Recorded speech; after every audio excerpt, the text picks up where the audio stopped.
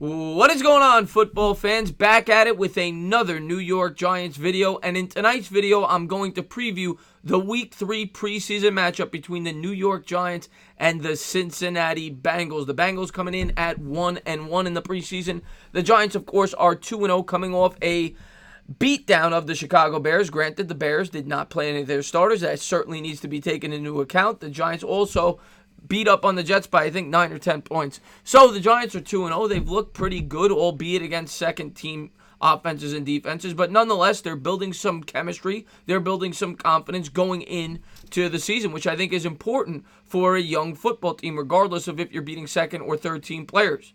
And there's been a lot of positives from the New York Giants, especially last week. The offensive line looked phenomenal. They got a pass rush. Daniel Jones continued to thrive. Eli Manning was perfect on his first drive, and some of the wide receivers continued to play very well. We even got some good coverage from the cornerbacks. So last week was a really good all-around week by the New York Giants. Of course, we also had that highlight play by Alonzo Russell off that interception when he chased the guy down for a tackle, and he hopes to continue to build off of that in this week's matchup against the Bengals. The Bengals last year were 6-10, and to be honest with you, I don't even think they were that good. When you take a look at the numbers, they were lucky to win 6 games, and it's kind of unfortunate, in my opinion, that the Giants are playing this team week 3 of the preseason. I would have liked to have gotten a better test. Of course, you're not going to see the full playbook from either one of these teams, but they're going to show you, at least some of it. And the Bengals, to be honest with you, are not a very good football team, at least in my opinion. I don't think they're going to win more than 5 or 6 games this year either.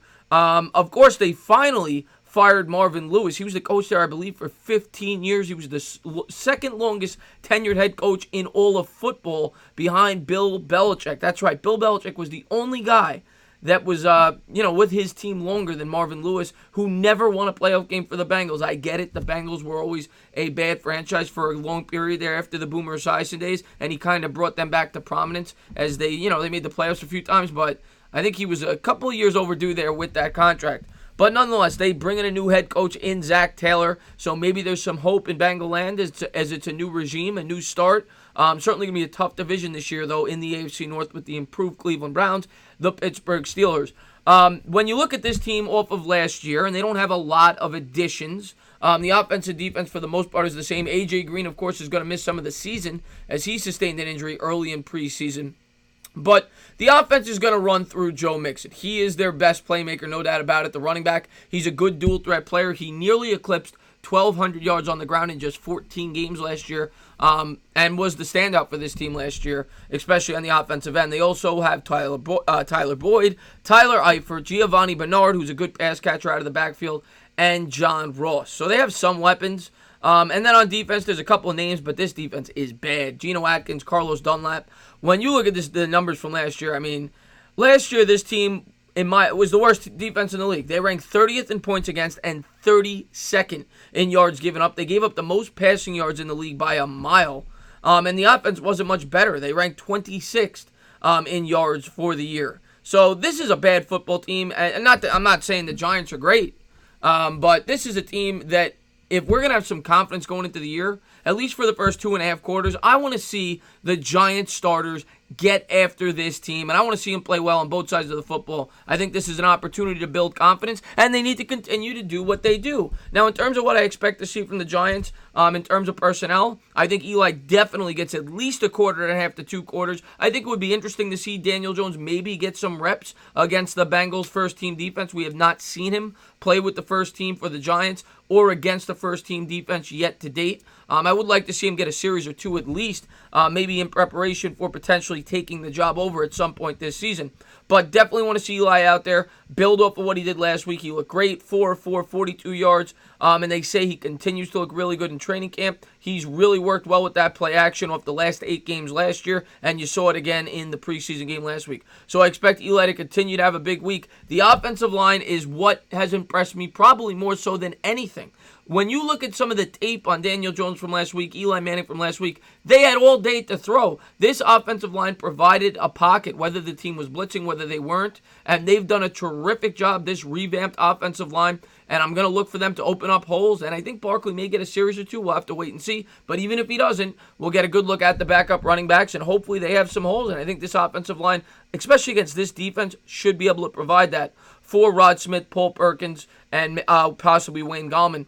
Smith, to me, looked pretty good last week, even though he did drop a fumble. But he looked pretty strong to me, as did Perkins. So it'll be interesting to see them continue to develop on the offensive side of the football as they are battling it out for the backup running back at this point. The wide receiver position, Shepard, I doubt plays. They say he's back at full strength. But coming off that injury, maybe he gets a series or two. I don't expect him to get any extended time. Darius Slayton should be making his debut in this game. And he's a guy we've all been looking forward to. The 5th-round pick out of Auburn. He's missed a ton of time at training camp, but he is back. He is participating fully in all the drills. So hopefully we get to see Slayton in this game, as he is a guy that potentially could take the top off of defense. And everybody knows we certainly need some punch out of that wide receiver position, dealing with some of the injuries and suspensions. Of course, Tate is going to be out with a concussion. He suffered that last week, and he's going to miss the first 4 games of the regular season. And, of course, we lost Corey Coleman for the year. But as far as the wide receiver core goes, you want to see Latimer continue to build off of what he's been doing. He's made a couple of nice catches. T.J. Jones has looked strong. Benny Fowler has looked strong. I'd like to see Reggie White Jr. get involved. The receivers have looked good. And let's get the tight ends involved in the offense this week. I'd like to see that. They've kind of been non-existent. I'd like to see Ingram possibly get some series. Maybe throw the ball to C.J. Conrad. Open up the playbook a little bit. That's what I want to see with the offense. But mainly, pass protection, run blocking. The offensive line is what I'm looking at more so than anything. Because if this team is going to have success this year, they're going to have to run the football. And if they can't block, they're not going to be able to do that nearly as efficiently as this team will have to win football games. So the offensive line is what I'm really looking at. Daniel Jones, of course, you want to see him continue to build off of what he's done. 16 of 19 passing so far in his 2 preseason games with the 2 fumbles. But outside of that, he's been nearly flawless. He's thrown some beautiful passes with touch. He's shown some arm strength. And hopefully he continues to build off of that in this football game. On the defensive end, it is simple, guys. Get after the quarterback, and we got to see that a little bit last week. Lorenzo Carter was terrific. He didn't record any sacks, but he was all over the football field demonstrating that athleticism. The X-Man Jimenez came up with a sack, and of course Marcus Golden, the guy I'm really looking forward to this year, got a sack as well, as he is getting acclimated back to the league, as he suffered 2 years worth of injuries. The year before that, I think he had 13 sacks or so, was near the top of the league, and he does fit very well in a James Betcher defense. So really want to see them get after the quarterback. I'd like to see Dexter Lawrence get more involved in this game, get up there, try to stuff the run, especially with a good running back like a Joe Mixon, force Andy Dalton to throw the football.